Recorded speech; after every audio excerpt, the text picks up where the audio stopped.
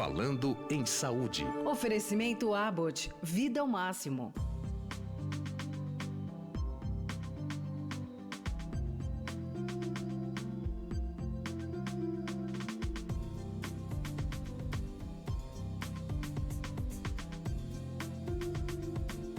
Iniciando mais uma edição do Falando em Saúde aqui pela Rádio Estadão, hoje dia 14 de janeiro de 2017, o nosso tema, o Janeiro Branco, uma campanha destinada, chamando atenção para a importância dos cuidados com a saúde mental e emocional. Passei logo no início aqui do Estadão no Ar alguns dados, né? A depressão, por exemplo, considerada o mal do século, é o segundo maior problema de saúde pública, segundo a Organização Mundial da Saúde. No Brasil, a Associação Brasileira de Psiquiatria calcula que mais de 40 milhões de pessoas têm algum distúrbio mental.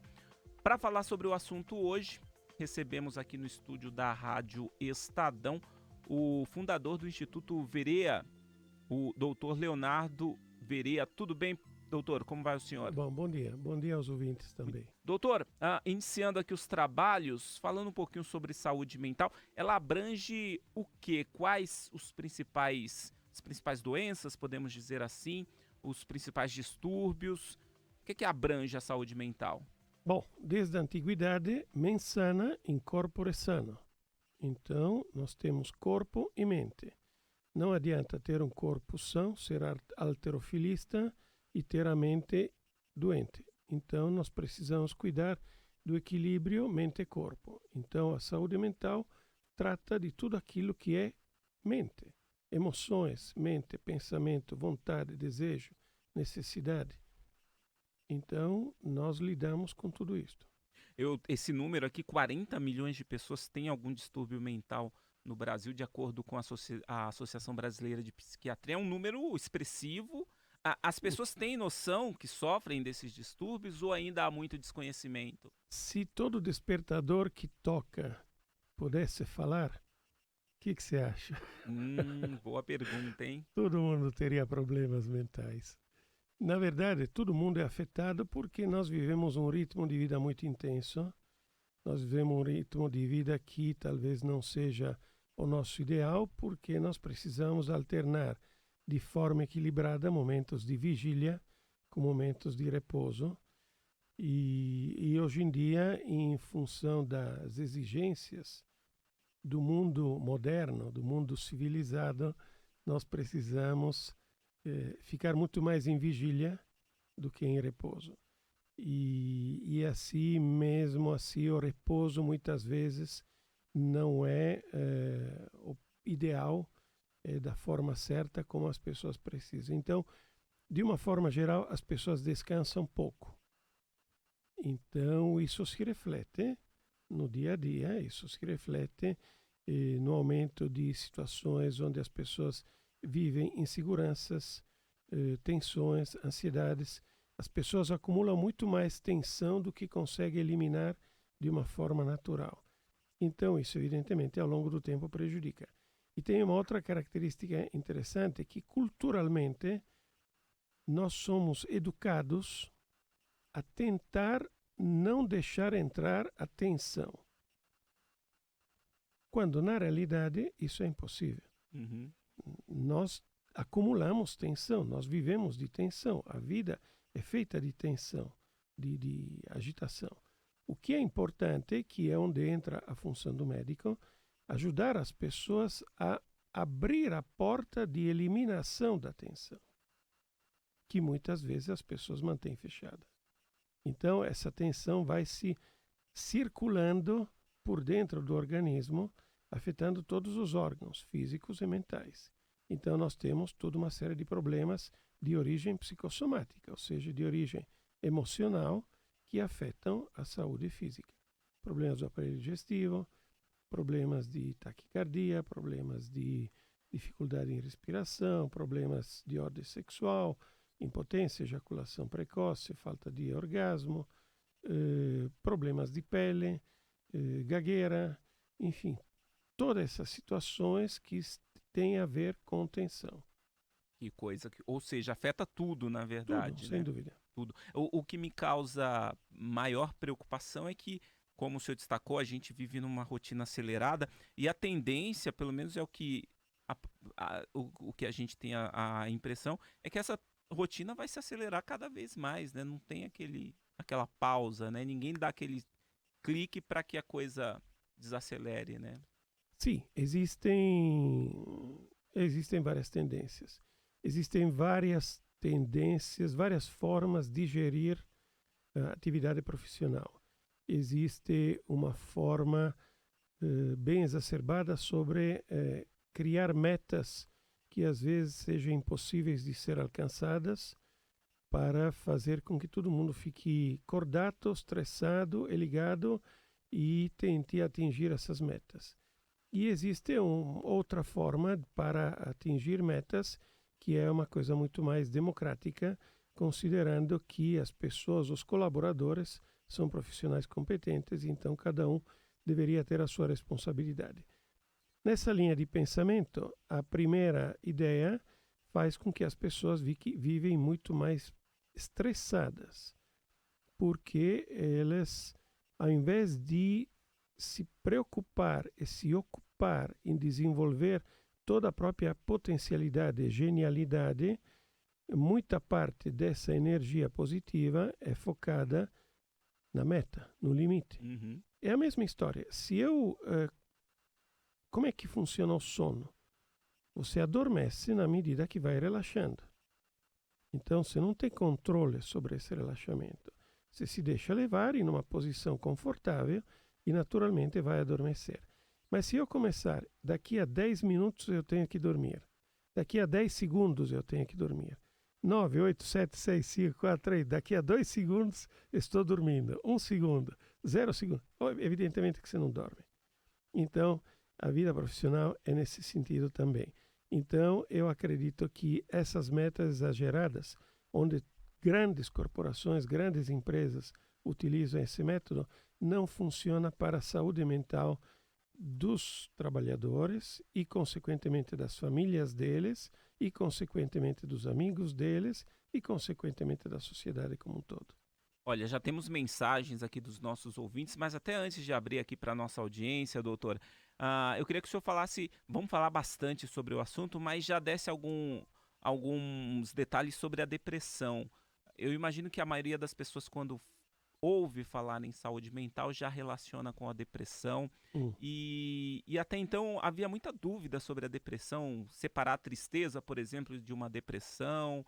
Ainda essa dúvida, há uma conscientização maior sobre as consequências da depressão, que não é, de repente, apenas aí uma tristeza, um estado de espírito, realmente é um problema sério. Já há uma conscientização maior em relação a isso? É um problema sério. Eu não sei dizer ao certo, porque esses dados mudam todo ano, todo mês, mas, de uma forma geral, grande parte da população tem ou vai ter um dia algum momento de depressão. Grande parte da população. Grande parte da população. Agora, existe uma dificuldade nas pessoas distinguir o que é tristeza, desânimo, puro e simples, cansaço, do que é depressão. Então, o equilíbrio do indivíduo, ele se faz na alternância de altos e baixos. Então, nós temos momentos melhores, momentos piores. Então, você fica mais relaxado, fica mais tenso, e isso se alterna ao longo do dia e de uma forma normal e saudável, como se fosse uma montanha-russa, e isso faz bem porque na descida você acumula energia para poder subir melhor. Quando essa situação de mal-estar, de desânimo, de cansaço, de desgaste permanece por mais de 2 semanas, de uma forma contínua, constante, onde você perde a vontade de se cuidar, cuidados higiênicos, dos mais simples, tomar banho, cortar as unhas, escovar os dentes. Quando você vira a cueca do lado do avesso, não troca, quando você não se alimenta direito, quando você se agride, porque essa é uma agressão. por mais passiva que Sim, possa claro. ser, é uma agressão. E isso permanece por mais de 2 semanas, podemos começar a pensar em um estado depressivo. Aí, Essa é a forma mais simples para poder entender. Tanto é que a pergunta principal que eu faço para os pacientes que vêm procurar com o pretexto da depressão, porque essa é uma outra questão. Muitas pessoas vêm procurar ajuda com o pretexto da depressão. aham.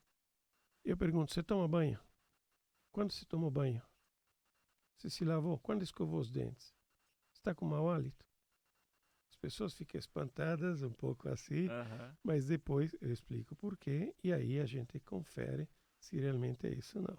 Eu acho que o senhor já acabou respondendo aqui a pergunta do Marcos.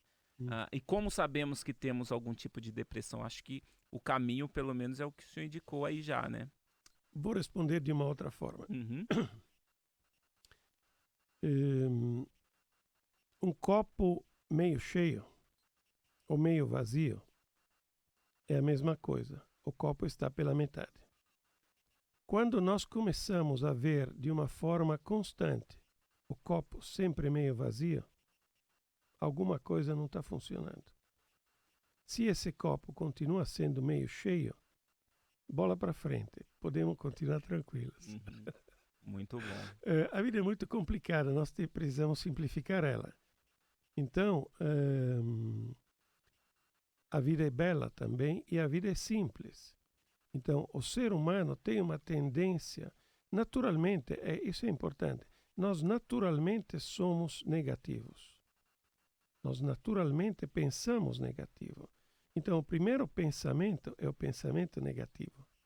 Para pensar positivo, nós precisamos querer, nós precisamos nos convencer, nós precisamos pôr em prática esse pensamento positivo. Se a gente começa a ter dificuldade, e quando digo dificuldade, é uma coisa constante, não é uma dificuldade hoje, estou apressado, atrapalhado, estou cobrado, tenho dificuldade. Não, é uma coisa constante. Quando nós temos dificuldade em pensar positivo, em formar, elaborar esse pensamento positivo, nós estamos entrando em um quadro patológico, seja qual for. Aliás, tem muita pergunta aqui para o senhor, viu, doutor? Vou até começar aqui repassando as perguntas da nossa audiência, senão daqui a pouco eu não consigo atender todo mundo. Tem a mensagem, não assinou a mensagem, bom dia, a Vera do bairro do Pari. Vezes ou outra costumo falar sozinha na rua e mesmo em casa, não me sinto incomodada. Isto é um distúrbio mental? Obrigada pela oportunidade, ela diz aqui.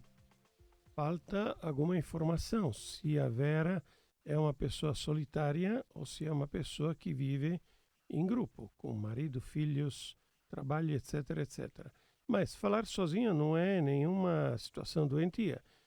Nós pensamos, nós elaboramos e muitas vezes nós precisamos pôr para fora aquilo que pensamos. Da mesma forma como cantar quando você toma banho. É a mesma coisa, não faz diferença. Tá É certo. saudável falar, pôr para fora. Eu vou aproveitar até a pergunta aqui da Isabel Arruda, Vila Mariana, Zona Sul de São Paulo. Ela diz que conheceu e iniciou a meditação em momento de pânico, ansiedade, depressão e nunca mais parou. Acreditem e tenham fé, diz aqui a Maria Isabel. Eu queria que o senhor falasse sobre a meditação aí para tentar conter a depressão, a ansiedade e o pânico, mas até antes explicasse um pouquinho sobre esse quadro de síndrome do pânico, né, de fato, ansiedade, o que é que pode acarretar isso e quais os sintomas, né, principalmente para quem está na dúvida se tem ou não tem. E em 30 segundos. Não, o senhor pode ficar à vontade, aqui o senhor tem 1 hora aqui para falar, doutor. Então, pânico é a sensação de morte, da forma mais simples. Quer dizer, de repente, improvisamente, sem esperar, você começa a sentir que está faltando ar, que não está conseguindo ir para frente, que está com taquicardia, que está com dores e que se não acontecer alguma coisa, você vai morrer. Isso em uma situação específica ou do nada? Porque muita gente, por exemplo, tem medo. Dirigindo o carro, no supermercado, em casa, sozinho. Uma atividade normal, né? Não necessariamente falando em público. Não. Sozinho. Normalmente é sozinho. Bom, informação importante. 99% dos casos não morrem de pânico. Melhor assim. Melhor assim. O que tem que fazer? Porque as pessoas entram em desespero.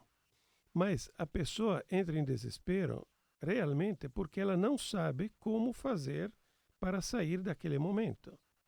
Não pelo pânico em si. Tá? Então, se a pessoa conseguisse, ou através de um treinamento, ou através de um processo, e aí entra a meditação, conseguir parar um instante, tá? Fazer uma atualização do software, ok? E retomar o fôlego, e acalmar e controlar os movimentos respiratórios, o batimento cardíaco, e tudo aos poucos, em alguns minutos, a pessoa vai recuperando, que é o que acontece. Tá? Então, todas essas pessoas que vivem em situações de pânico, na realidade, é só tirá-las daquele foco, daquele momento, daquela situação, que o pânico desaparece. Então, sucessivamente, eles tomam remédios ansiolíticos, antidepressivos, um monte de situações, mas, na realidade, a essência é que, desviando o foco, muda. Uhum. Então, se a pessoa conseguir respirar com calma, ou recuperar a respiração com calma, controlar o batimento cardíaco, e nós conseguimos controlar todas essas nossas funções. A mesma forma de querer fazer xixi. Se eu estou a fim de fazer xixi agora, mas acontece alguma coisa repentina que me desvia a atenção, eu vou perder a vontade de fazer xixi. Então, isso é o nosso cérebro que controla e que preserva o nosso equilíbrio físico e mental. Da mesma forma como, depois de uma refeição, nós temos sono. Uhum. Por que temos sono? Porque o cérebro manda estímulos a todos os órgãos, inclusive a ele próprio, para mandar mais oxigênio para o aparelho digestivo para favorecer a digestão. E a partir daí tem o sono. Então, essa nossa máquina é fantástica. Se a gente deixasse ela funcionar em paz, nós teríamos uma qualidade de vida melhor. Sim. E a meditação entra aí nesse trabalho de deixar... A meditação entra, porque meditação é eu entrar em contato com o meu eu. Uhum. Então, quem eu sou, o que eu quero, o que eu estou fazendo aqui, e a partir daí meditação tem várias formas, várias técnicas para você poder meditar, e isso é um treinamento, é uma situação natural, enfim, várias técnicas. Da mesma forma como aqui, antes da nossa transmissão, eu parei um minuto e falei, calma, vai dar tudo certo. O senhor estava nervoso? Não estava nervoso, mas é sempre uma expectativa. Uhum. Todas as vezes, por mais que eu tenha mais de 30 anos de experiência, no Brasil eu estou aqui há 31 anos, todas as vezes que chega um paciente novo, eu preciso de calma, porque preciso estar ligado em tudo aquilo que ele vai me dizer, abrindo a minha mente para não criar rótulos sobre esse paciente e poder entender exatamente e captar a essência dele. Todas as vezes que alguém tem uma tarefa nova na atividade profissional, tem que passar por esse processo também. Não achar que mestre que domina, que tu tem que ter um pouco de humildade nisso. Sem dúvida. Olha, a Denise está parabenizando aqui o senhor, agradecendo as palavras do entrevistado. Postura rara no meio profissional, está fazendo um elogio. Mas ela até faz eu acho que até uma provocação aqui, mas é legal a presença do senhor que de repente pode esclarecer muitas coisas. Ela diz aqui, a Denise, né, de São Paulo, infelizmente quando as pessoas procuram os médicos com esses quadros, os mesmos prescrevem medicamentos pesados, piorando, segundo ela, consideravelmente a situação. É verdade. É verdade? Infelizmente é verdade.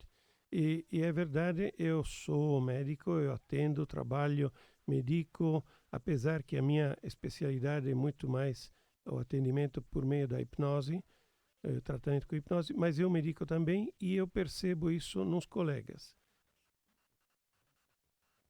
Eu não sei se é o momento de fazer uma crítica ou não, mas é muito mais simples prescrever um medicamento e esperar para ver o que acontece, porque dessa forma você acalma o paciente e talvez depois você pode retomá-lo. Eu tenho um conceito diferente, então eu percebo que, aí digo 100% dos meus pacientes não são assim, como eles estão se apresentando, eles estão naquela situação, tanto é que eu coloquei isso em um livro, e eles não são aquele... A queixa que eles trazem ao consultório é um pretexto. Então, eu acho que o ideal seria justamente esperar que o paciente desenvolva todo o assunto dele para entender o contexto. E a partir daí, você vai conseguir extrapolar a essência dele. E a medicação, você pode ter uma medicação placebo, mental, alguma coisa que não interfira em outras situações para poder ajustar e adaptar o equilíbrio do paciente. O livro que o senhor citou, Não Sou Assim, Estou Assim. Sim. Daqui a pouco a gente fala mais sobre a obra, inclusive passando aqui como dica até para o nosso ouvinte. Pegando o gancho aqui da questão do medicamento, a Cláudia Toledo, Vila Monumento, ela dá bom dia aqui para todo mundo. Gostaria de perguntar ao Dr. Leonard se é realmente possível, com orientação do psiquiatra, parar de tomar o remédio do qual faço uso há mais de 8 anos, o cloridrato de duloxetina.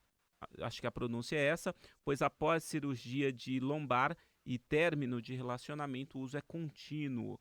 Agradeço pela atenção a Cláudia Toledo, doutor. Então,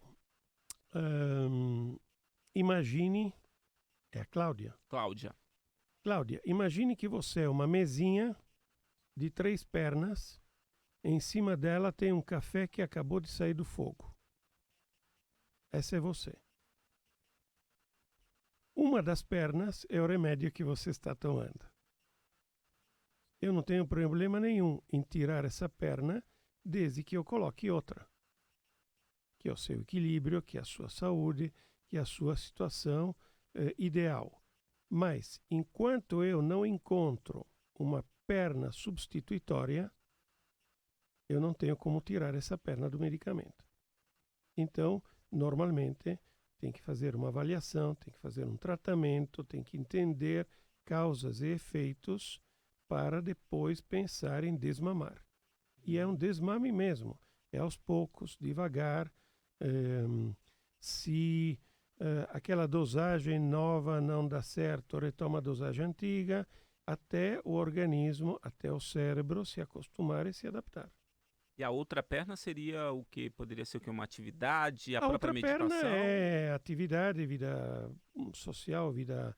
A perna que eu falo, a que seria alternativa à medicação. Sim, a outra perna que eu vou fazer... É, que você vai substituir não, por sim, é equilíbrio, é prazer de vida, é satisfação. 100% das pessoas, eu não tenho medo de falar isto, incluindo eu, somos todos carentes. Somos todos fragilizados. Todos, por mais bem-sucedido que você possa estar, vivemos na insegurança. Todos. É só olhar o nosso dia a dia. Pega o jornal de hoje. Aquela moça bonita que tem desperta... 30 páginas de notícias de insegurança. Porque nós vivemos na insegurança. Nós não sabemos o dia de hoje, o dia de amanhã, nem o depois de amanhã. Como é que a gente pode viver programando e planejando um futuro na insegurança? Então, isso gera carência, e essa carência, para quem tem alguma outra situação mais complexa, gera doença. Então, vamos elaborar. Eu não estou querendo simplificar, veja bem. Claro. Eu estou simplificando para o público, mas o assunto é bem complexo e envolve situações químicas, bioquímicas, fisiológicas, envolve desenvolvimento de doenças, envolve quadros patológicos totalmente e completamente graves. Mas a síntese, a essência é bem simples. Olha, tem uma pergunta aqui Eu acho até de certa forma polêmica do Ezequiel. Ele diz que está internado para uma cirurgia no IPQ, no Hospital das Clínicas. Aí ele questiona aqui, doutor. Eu imagino que o senhor já acabou respondendo indiretamente, mas vale reforçar, porque eu imagino também que seja um posicionamento de outras pessoas. A depressão não seria mais uma fuga psicológica onde o indivíduo não assume suas responsabilidades perante a vida, ou seja, encarar suas responsabilidades? Eu imagino que o senhor já respondeu essa pergunta muitas vezes. Mas eu vou complementar. A pergunta que ele faz é tendenciosa, achando como se o indivíduo fosse culpado e responsável por não assumir. E sendo que na minha prática clínica eu vejo que o indivíduo não tem condições de assumir. Ele não faz de propósito em não assumir, mas falta alguma informação para que ele possa assumir. Então, as pernas da mesa, voltando à mesa, tem aquela buchinha de plástico que apoia ele no chão para não riscar o chão. Se numa dessas pernas faltar essa buchinha, ele vai mancando. Então não é culpa dele se ele fica mancando. Perfeito, ótimo. O Freitas, bom dia. O senhor acredita que com a grande quantidade de informação existente, algumas pessoas que tenham algum distúrbio se proteger ou ter benefício, não sei, ficou truncada aqui a mensagem, mas falando da quantidade de informação, o senhor até falou sobre a rotina, né, atualmente, das pessoas, eu imagino que ele está fazendo essa relação, mas ficou truncada aqui, vou pedir para o Freitas escrever novamente. Fibromialgia é uma doença de origem psicossomática? Sim. O Eduardo Nogueira. Sim. A fibromialgia seria? Dores no Dores. corpo, qualquer parte do corpo que mexe. Eu tenho uma grande experiência no tratamento de pacientes com fibromialgia. E, na realidade, eu considero a maior parte desses pacientes teimosos. Ah, é? Sim. Porque, vamos ver, da um ponto de vista psicossomático, o que acontece. Nós acumulamos tensão, isso sempre, por qualquer coisa. E nós precisamos eliminar essa tensão de uma forma natural, utilizando válvulas naturais, que é atividade profissional, atividade física, atividade sexual, alimentação, válvulas naturais. Se por um motivo qualquer nós não conseguimos eliminar essa tensão de forma natural, ela vai ser eliminada artificialmente. Mas ela vai ser eliminada. E ela vai ser eliminada onde nosso organismo está mais frágil naquele momento. Tá? Então, a fibromialgia é o reflexo, é uma dor, é uma campainha, tá? Por isso que o paciente é teimoso, para avisar o paciente que tem alguma coisa que não está funcionando na vida dele. Então, se o paciente toma antidolorífico ou anti-inflamatório ou anti qualquer coisa, ele trabalha o efeito e não trabalha a causa. Por que trabalhar o efeito? Voltando à pergunta anterior, é muito mais simples. Por isso que o uso de todos esses medicamentos que tem por aí. Trabalhar a causa, além de ser muito mais complicado, é muito mais dolorido. Olha, dor física com dor de complicado, de trabalhar a causa. Porque é dolorido trabalhar a causa. Você se assumir, você se olhar no espelho e você perceber que algumas coisas que você deveria ter feito não fez. Algumas coisas que você deveria ter falado, não falou. Então você fica engolindo. Tanto é que engolindo sapo, Sim, o que é? Perfeito, É uma forma popular de dizer você tem que pôr para fora. E na medida que você vai engolindo um monte de coisas, tudo isso se acumula e gera essa dor. A ajuda do profissional, a ajuda da terapia, é fazer com que a pessoa possa perceber tudo aquilo que ele está deixando parado e bloqueado na própria mente e na própria vida. Que se transforma em dor, porque você se fragiliza. Na medida que você consegue pôr para fora, a dor é eliminada. Meus pacientes que trabalham com hipnose, eles vão lá cheios de dores, hipnotizo eles, ajudo eles a relaxar, a pôr para fora, choram, gritam, se desesperam, põem tudo para fora, sai da sessão sem dor. Posso beliscar, posso bater, posso dar porrada, posso tudo, não tem dor. 3 dias depois, volta a dor. Porque o problema não mudou.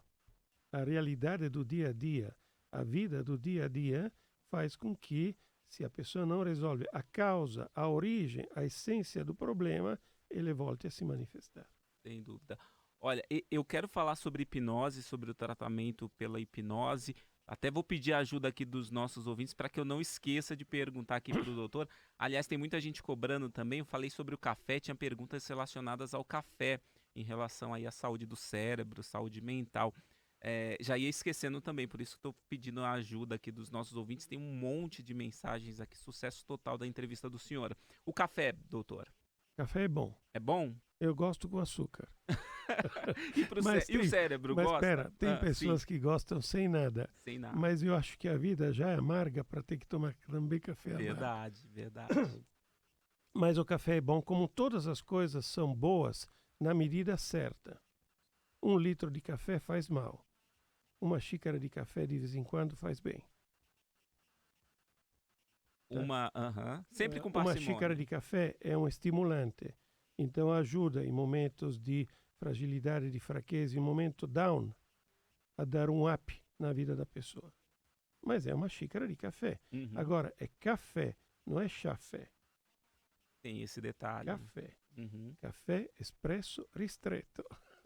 Mas quando Como bom italiano. Mas quando a gente fala, por exemplo, do café, é algo que você tomando essa quantidade que o senhor indicou, serve para combater ou ajuda de uma forma assim, esporadicamente? Ou deve ser consumido para evitar problemas mesmo? Não, não é que deve ser consumido para evitar problemas. Aham. Quem nunca tomou café não precisa tomar café. Mas quem já tomou café e aprecia, percebe o efeito estimulante do café. Bacana. Olha, deixa eu começar aqui a acelerar as perguntas, tem muita gente participando. O Renato, ele consulte o doutor, qual a receita ideal para evitarmos e superar uma depressão? Bom trabalho sempre, aí ele brinca aqui, bom trabalho sempre com bastante humor, acho que isso é importante também. Sem dúvida. Temos de rir das nossas próprias desgraças. E aí ele, hahaha. Olha, eu aprendi uma coisa na vida. Eu sou uma pessoa séria. Uhum. Muitos que me conhecem superficialmente acham que sou sério, introvertido. Tanto é que eu tenho o apelido de coruja. Coruja? Porque eu fico olhando tudo e falo pouco. Na realidade, não é bem assim. Eu aprendi a não me levar a sério. Por mais sério que eu seja, não é se levando a sério. Essa é a chave. Então, brincar. Porque a vida é bela, a vida é simples e nós temos que brincar sobre a vida. Como fazer para se livrar da depressão? Nós precisamos de 4 situações fundamentais e elas têm que estar juntas. Nós temos que alimentar desejo, necessidade e motivação. Desejo, necessidade e motivação. Não pode ter desejo sem ter motivação, não pode ter motivação sem necessidade e aí por diante. As 3 coisas têm que estar juntas. E o que mantém as 3 situações juntas, desejo, necessidade e motivação, é disciplina. Uhum. A maior parte das pessoas não tem disciplina ou tem dificuldade em criar momentos de disciplina. Essa dificuldade faz com que a pessoa não consiga evoluir, se desenvolver e crescer e pôr em prática os seus objetivos. Se a gente tiver disciplina, tudo é muito mais simples. Disciplina para comer, disciplina para acordar, disciplina para trabalhar, disciplina para o lazer, disciplina para os amigos, disciplina para tudo. Tá. Só para encerrar o bloco aqui, e já aproveitando a questão aí do que fazer para superar a depressão, fala um pouquinho sobre o tratamento pela hipnose, que é a especialidade do senhor. Sim. Bom, hipnose, o que é hipnose? Hipnose sempre foi vista como mágica, como milagre, como espetáculo de circo, como charlatanismo e como domínio. Domínio da mente sobre outros. Na realidade, não é isso. Hipnose é fundamentalmente comunicação. Todos nós hipnotizamos e somos hipnotizados o dia inteiro na medida que nós escolhemos uma roupa para se vestir para aparecer em público. Então, nós procuramos mostrar sempre a nossa melhor imagem. Isso é um processo hipnótico. quando nós estamos concentrados em uma leitura, em um estudo, em uma atividade, e não percebemos o tempo que passa, as pessoas que circulam ao nosso redor, nós estamos em um estado hipnótico, porque a nossa atenção é focada naquela situação e nós não nos desviamos e não nos distraímos. Então, isso é um estado hipnótico. A partir daí, nós utilizamos tudo isto dentro da medicina. Tá? Então, nós conseguimos ajudar as pessoas a se concentrar, a focar a atenção delas para poder relaxar. Se todo mundo pudesse fazer um exercício de imaginação no dia a dia e imaginar, porque com a imaginação nós temos a capacidade de fazer o que nós queremos, sem censura, sem cobrança, sem julgamento, sem ser aprovados ou reprovados. Então nós podemos fazer o que queremos. Então, se a gente conseguisse treinar a imaginação e me imaginar exercendo, fazendo, sendo qualquer tipo de situação e fixando o resultado dessa imaginação, eu consigo pôr ela em prática. Porque o meu cérebro vai fixar essa ideia e a hora que eu quiser, eu trago à tona, né? E ela vai ser posta em prática. Bacana. Bom, Pois, vamos... Claro. Claro, sim, claro. Então, não tem nada de mágica. Na verdade... É porque tem uma caricatura da hipnose, Exatamente, né? sim, porque é muito fácil aquela história do domínio, quem não quer dominar. Exatamente. Né? Mas, se você pensar, é comunicação e, na realidade, não sou eu que hipnotizo as pessoas. As pessoas se deixam hipnotizar por mim, porque quem está no comando é a mente do paciente, que aceita ou não aquela minha sugestão. Eu dou sugestões. A minha capacidade, a minha habilidade é conseguir identificar a sugestão certa para aquele paciente naquele momento. Então, se a mente do paciente, filtrando essa sugestão, a censura dele, deixa ela passar, estou resolvendo o meu problema e o dele. Tá? Então, todo mundo pode ser hipnotizado, desde que queira. Terceiro e último bloco do Falando em Saúde desta semana.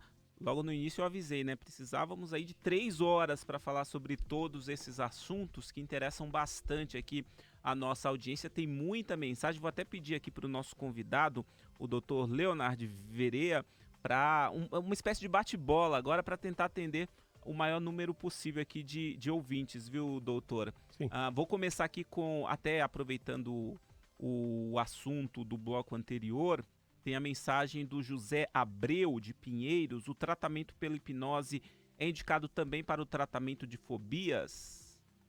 Sim, claro. Nós trabalhamos todos os problemas de origem psicossomática. Ou seja, todos aqueles problemas físicos ou emocionais que têm uma origem emocional. Tá? Agora, nenhum tipo de tratamento é mágica. Nenhum tipo de tratamento é milagre. Na realidade, o médico é um instrumento nas mãos do paciente. Se o paciente souber usar o médico, o profissional, o psicólogo, da forma certa, ele vai ter um benefício. Mas o protagonista do tratamento é o paciente. Na medida que ele quer resolver o problema dele e não sabe como, ele procura ajuda. A partir daí, o profissional o ajuda, independente da técnica, porque não existe o médico bom em absoluto, nem o tratamento bom em absoluto. Existe o médico bom para você e o tratamento bom para você naquele momento, com aquela situação. Então, não tem essa. Eu me identifiquei com essa técnica, mas isso não faz diferença. O paciente tem que procurar a pessoa com a qual ele tem empatia e afinidade. A partir daí, o tratamento segue light, funcional, tranquilo, perfeito, rapidamente resolvido. Senão, não adianta. Alguma dica aqui para o Ézio? Ele fala que a mente é um cavalo selvagem que tem de ser domado. Qual o conselho para evitarmos os pensamentos indesejáveis? Muita cenoura para esse cavalo. Alimenta ele. A meditação é uma boa, né? Mas alimenta a mente.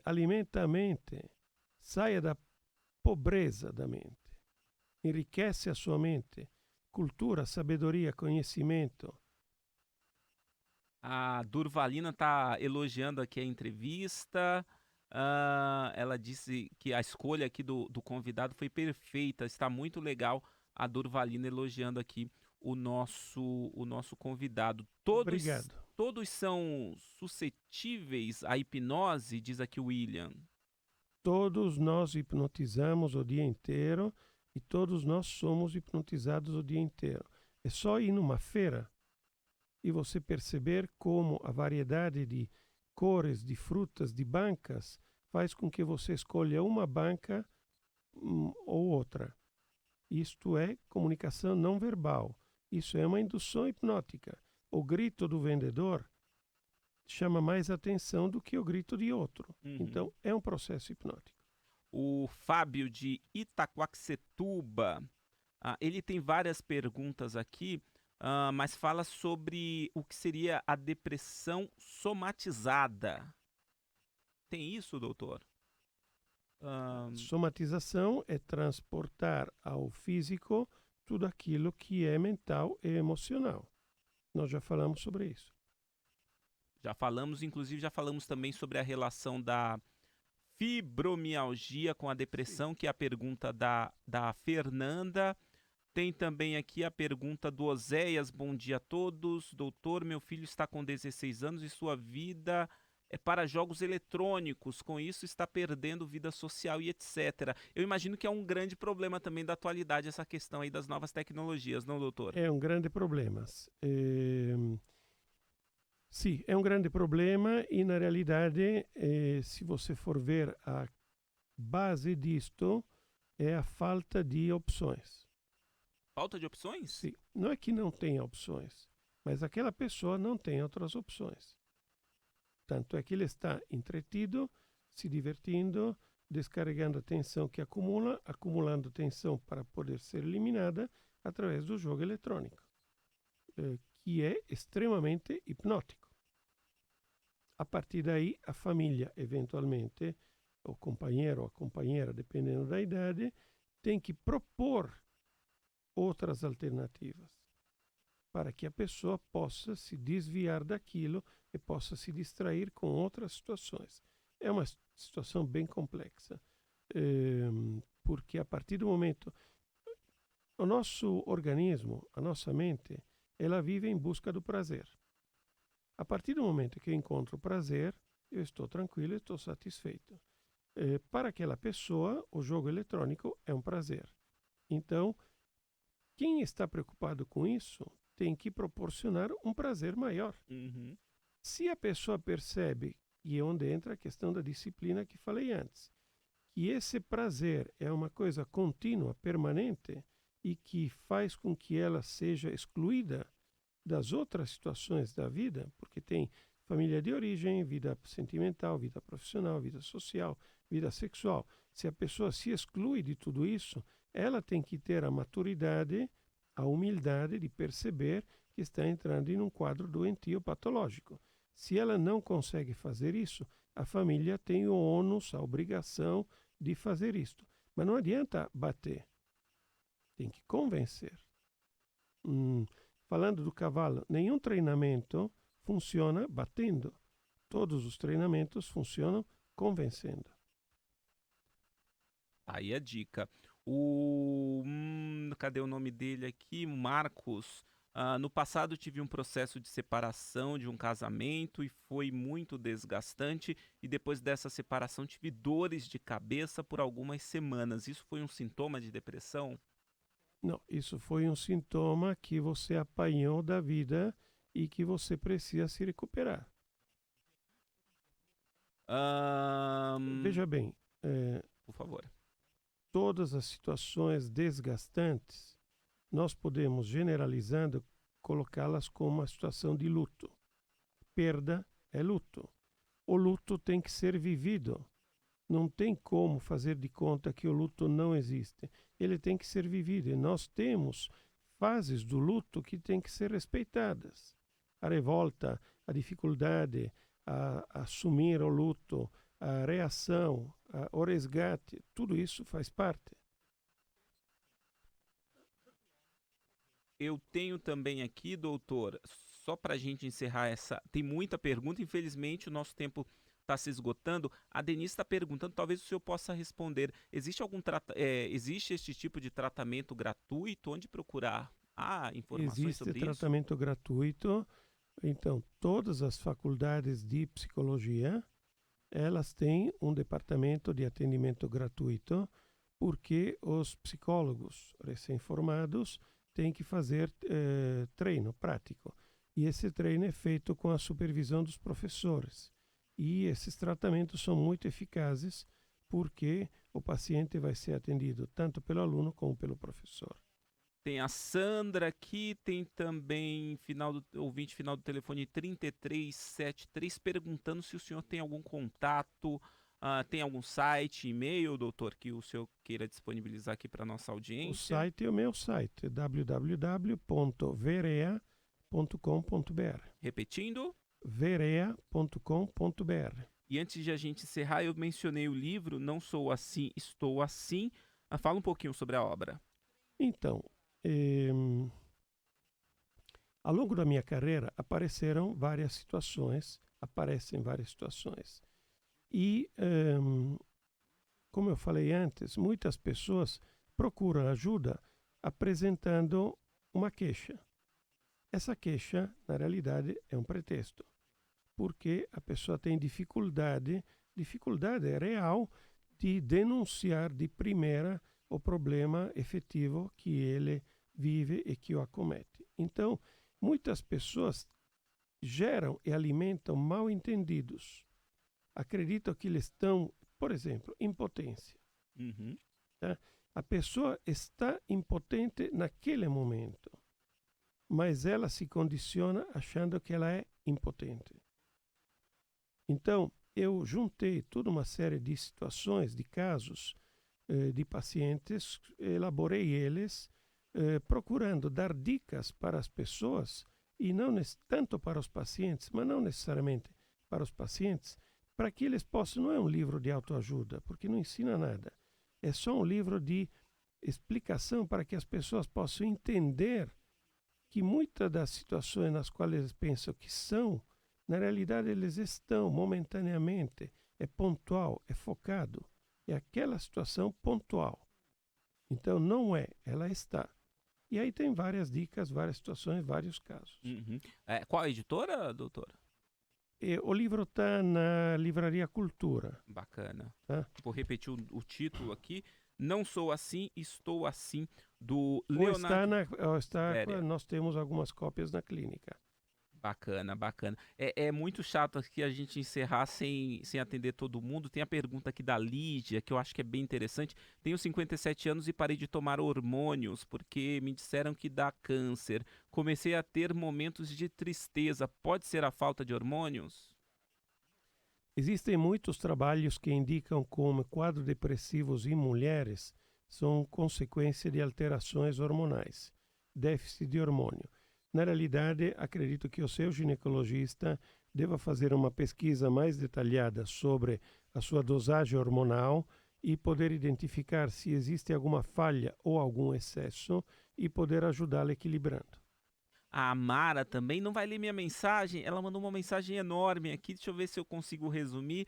Ela dá bom dia a todos. Passou por estado depressivo e de alta ansiedade por estafa no trabalho, assédio moral frequente no ambiente emocional simultaneamente, fez vários tratamentos com antidepressivo. Ela cita aqui também a questão religiosa, muito além do caráter doutrinado e religioso, bebe o mínimo de álcool, não toma refrigerantes. Vou aproveitar aqui a mensagem da Mara, da saúde, aqui em São Paulo, para o senhor contextualizar tudo e principalmente pegar esse gancho aqui de uma rotina mais saudável. Eu imagino que influencia bastante também na cabeça de todo mundo, né, doutor?